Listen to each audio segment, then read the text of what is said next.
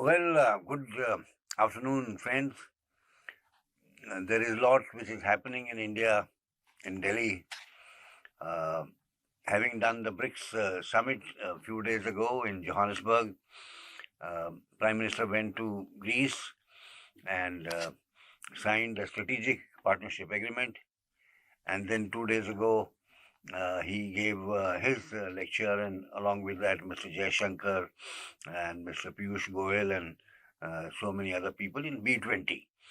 Which is a sub part of G20 where business people meet and along with the policymakers. And so a number of things happened, but one of them is about the climate. It is about carbon tax. It is about green tax. It is also a good time to look at what has happened to the European Green Deal. So much was made out of it. 2019 it was launched, and then the targets were there to be met by 2050, and there were intermediate targets about carbon emissions, etc., for 2030. Meanwhile, after 2019, a number of things have happened internationally.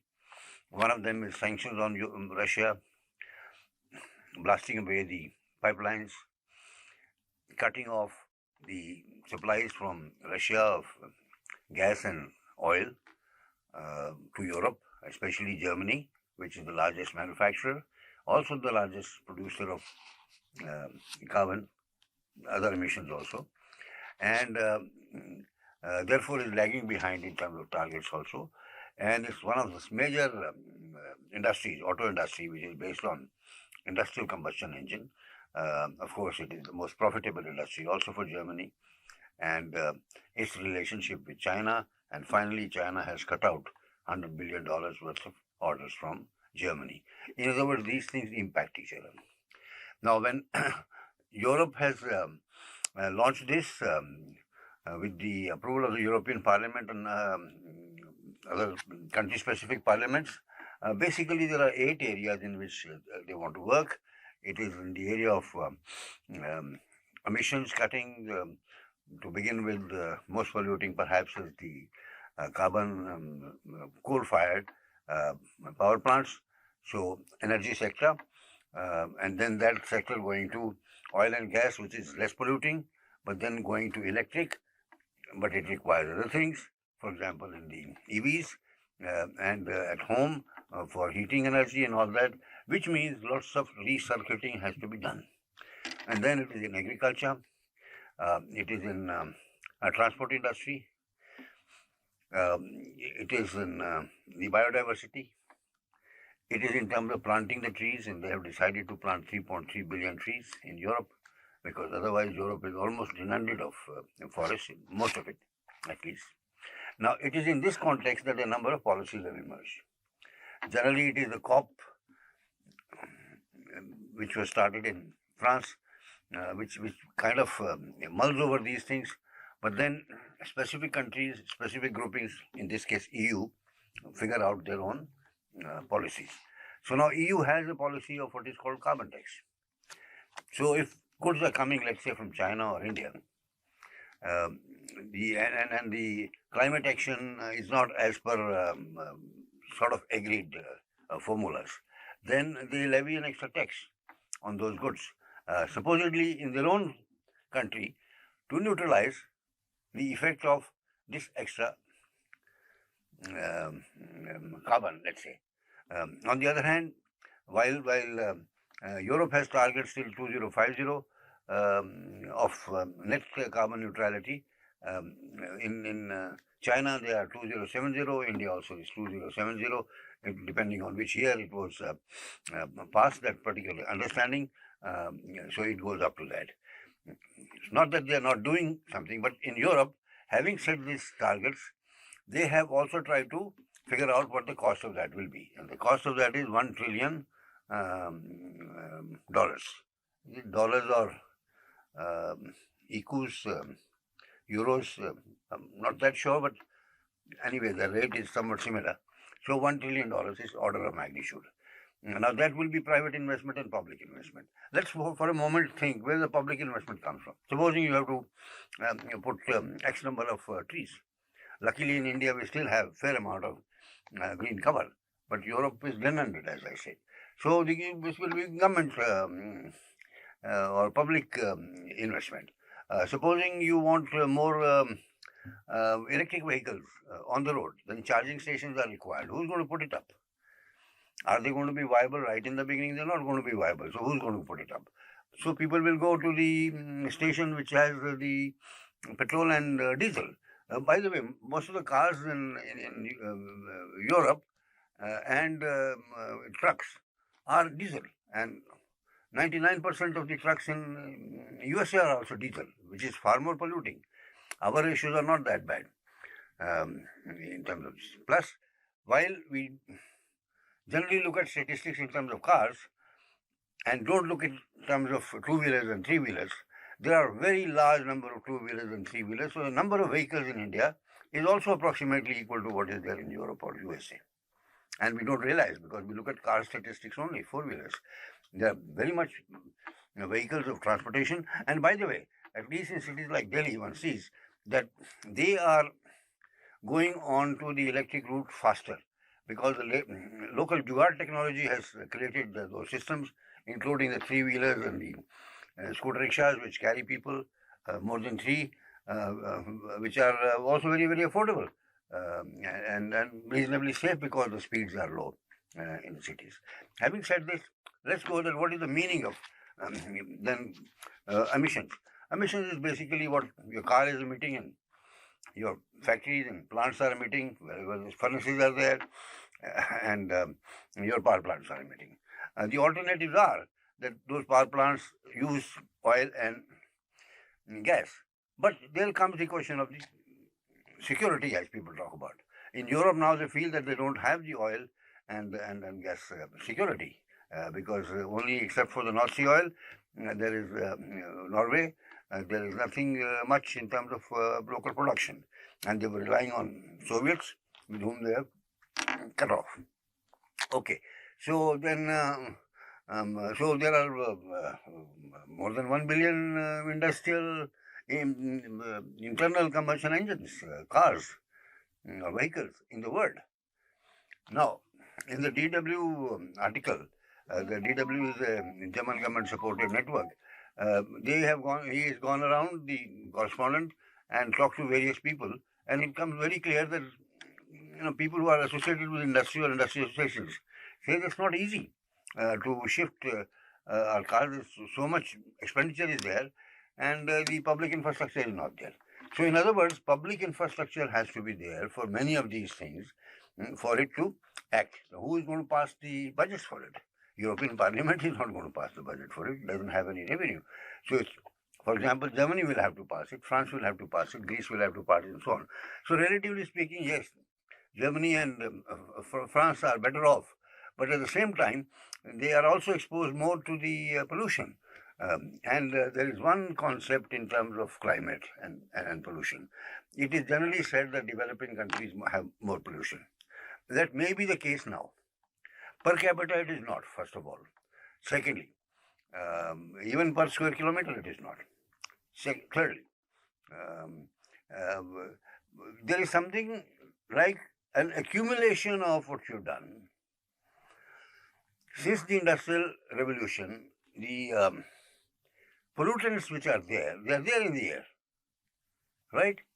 And in the cases of developing countries, the industrialization is a relatively recent phenomena and at a low level. Secondly, it depends on what your resources are. If your resources are uranium and you can make nuclear power plants, but then there is a lot of opposition to it, then if you have coal, why would you not go for coal? It's a different matter that you might want to clean it up as much as possible. So can India, which is short of oil and gas, have electricity plants, electric generation plants, which are oil and gas based? All of them. So therefore, percentage and ratios. Yes, EVs is a good idea, but if you make EV also expensive, which it should not be because it's cheaper to make, then we have to have the charging stations. So public has to spend. Therefore, government has to spend. Therefore, there have to be additional taxes. So climate action does not come that easily. So at the end of it, what is the objective? At the end of it, the objective is the carbon neutrality, that you do something to clean up the carbon you are emitting, and the net effect is zero, so that there is no additional impact in the climate. But the past pollutants don't go away. So it is a very serious issue. The rise of temperatures, if it is more than 1 degree centigrade, can change lots of things in terms of floods and extra rains or droughts and so on and so forth. So one has to be clear. Now, look, what about policies? I will just start with the latest in India, where the Prime Minister has said that rather than carbon tax, we ought to have a green tax, or we should have a green incentive. The speed with which greening is done, for example, bringing solar power plants, for which India is one of the leading ones. Overall, our carbon neutrality may be far away, but as far as creating energy through solar, we are the champions. Then, let's say by nuclear energy, nuclear power plants, उसके बाद में, then let's look at it, the number of EVs brought on. And as I said, count two-wheelers and three-wheelers also. Don't count cars only. So therefore, give green tax, a green incentive, rather than talking about carbon tax, that your country has got so much of carbon emission. Finally, the objective is carbon neutrality, whatever you produce. And now some examples I would like to give is that which is the country in the world, small or big, which is carbon neutral, and which is the country which is carbon negative. That means it produces less, generates more, and therefore it's carbon negative. It is Bhutan. Why it is Bhutan? Forest cover is high, number of people is not that much, vehicles already they are saying EVs only, and they have got 100% production of electricity with the help of India, which is hydroelectric. If it is hydroelectric, there are the so-called NGOs, not all of them are bad, not all of them good either, who make so much of shindy about, why should we have hydroelectric plants by itself, therefore there will be problems in Uttarakhand, etc., etc. No. Don't we know science? We know science. Have we not been making dams like Bhakra and Hirakund and others, which have not done any harm at all in so many years, 50, 60, 70 years? We know. Our Roorkee has been, of course, Roorkee Polytechnic, now Engineering College, now IIT, has been concentrating on bridges and canals for 150 years now. And the Punjab Engineering College, which was Punjab Polytech in Lahore, now it is Lahore and Chandigarh, has been working on canals and dams for more years than any other engineering college in the world. 155 years. So it's not that we don't have the knowledge for us to study these things. Well, some politics gets into it and all that is a different matter. But by itself, these hydroelectric plants and small generating plants, small heads of water to convert is not bad. But it's somehow impression, in my view, funded by outsiders. There are reasons for it. That they don't have these hydroelectric stations. That is the best form of electricity. So Bhutan has achieved that. Then the second is the attitude. College of Military Engineering in Pune.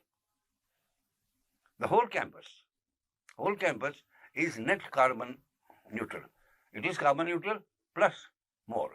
Trees, then putting up a 5 megawatt solar power plant by themselves. All those guys have done it on their own. And the campus is, that means it's a garrison. So garrison is carbon neutral. The other garrisons can also take lessons from it and go for it. Delhi Cantonment also, there's a lot of these solar energy, lamps, etc., all over the place, etc., etc. So it's a matter of attitude. If we don't have to, and we should not think in terms of whole country, whole policy for the whole country, etc. So if in Gujarat we have Ran of Kutch, which is lying, so much of land which is waste, and we can put solar panels by the kilometers, if you like, and do it, and then feed the electricity to the grid. there's no excuse that the electricity will not be there at night and morning and all that, because you're feeding it in the grid with other sources of electricity production also, including some coal-fired and so on. Okay, so as I said, that Europe has put it up in the 8 categories, and now listen the latest. Latest is that EU Trade Commissioner is also in town in the context of B20. They've had meetings about free trade agreement with EU. Similarly, India has been having discussion with ASEAN, with UK, with USA, with China, and none of them is fructifying. So we will handle it in a separate tape. Why this is not fructifying? There is some reason. Because India, like other countries, wants advantage. It wants the freedom to put import duty, export duty at any time it likes and any amount, like it has done for rice and wheat recently. Now that doesn't lead to a good stabilized market. Having said this, Mr. Goyal, in this B20 meeting, looking at the Chinese representative and the trade representative, who is also a Chinese American, Kai, said something which has become talk of the town. Now, what did he say? Looking at Chinese, he said, how can you sell us at cost lower than your raw material? Now, this is a general statement, but coming from a minister is, because unless you give lots of statistics, work out across the table, but not in a general open meeting. And then he quoted Mr. Kharge, Mr. Birla in the Lok Sabha, who's speaker, saying Mr. Birla, the speaker, always looks at the treasury benches, and when they ask, why don't you look at us, he says, my heart is on your side. That means opposition. So he implied that my heart is on Kim Lai's side, American side, and I'm looking at the Chinese side. Now, just imagine in a formal meeting. Of course, it was a matter of laughs. In a formal meeting, you have mentioned that you prefer Americans to Chinese. In trade negotiations, you don't do that. Our largest trade is with China. Rather than going down, it has gone up to $130 billion, right? And manufacturing is not going to so easily shift to India just like that. It has taken them many decades of hard work. It will take us many decades of hard work for this to come to India. Now, let me put it together. That the Europe is putting up these walls, a new kind of tariff, which is carbon tax. So if you are not doing enough for the climate, we are going to tax you and we are going to use the money for cleaning up our deal. US doesn't even bother about anybody. India, by notion, and Mr. Prime Minister and other people are genuinely concerned about doing something for the climate, but it is called climate action. But that's wrong word also. What is this climate action we are talking about? We are talking about how to reduce emissions of various kinds. There is no climate action. Whatever science tells us that yes, these pollutants and all that, carbon especially, creates certain problems, creates a shade-like thing, disturbs therefore the atmospherics, etc., etc. So, this is clear that negotiations on free trade area or negotiations on duties, negotiation about import duties in Europe, which has, as a continent, at least put up a plan that by 2050 we are going to do it, but then we are also going to tax you. Then, therefore, you have to be very careful. You have to calculate. You can't say that I'll criticize that. No, that's the rule. That's the rule. And of course, you can correspondingly say the same thing. And if you are smart, your calculation should include what is the amount of pollutants which have already been accumulated by you guys. Don't talk just about the current one. Talk about the past ones. So, tying it all up together, climate action is a good idea. Mr. Prime Minister also said that we should go away from the markets and become consumer-centric. What is the requirement of consumer? He said that how India, for COVID vaccine, after taking care of its requirement, had supplied it to 150 countries at much less the cost, that 10% of the cost of what Pfizer and other Moderna company were supplying. And of course, we've supplied far more quantities than they have. So he's taking it as a positive thing. He's saying we will get together on this. We are already the pharmacy of the world. We will consolidate that. We are very ready to deal with you. If you're talking about Africa, we are ready to deal with them, give them the food security also. Russia has also said in the context of BRICS. So now this is where these groupings get together. Now BRICS is 11-member group now from January, and it will be doing certain things with particular thrust because they have got surplus of lots of these things: agricultural commodities, oil, uranium, and so on. And then we have G20, where government of India is kind of intermediary between the West and the global North, and we will see G20 next week. What kind of decisions they come up to, including the cryptocurrencies and climate action. Then we have another summit coming up, which a lot of people don't even know about in India. That's G77 plus China. Now G77 was set up almost 50 odd years ago and has not done much practical work. But this was the developing countries, the third world it used to be called at that time, developing countries, for looking at their problems, but then they don't have a secretariat, they don't have any muscle, there is no leader, and China formally did not join.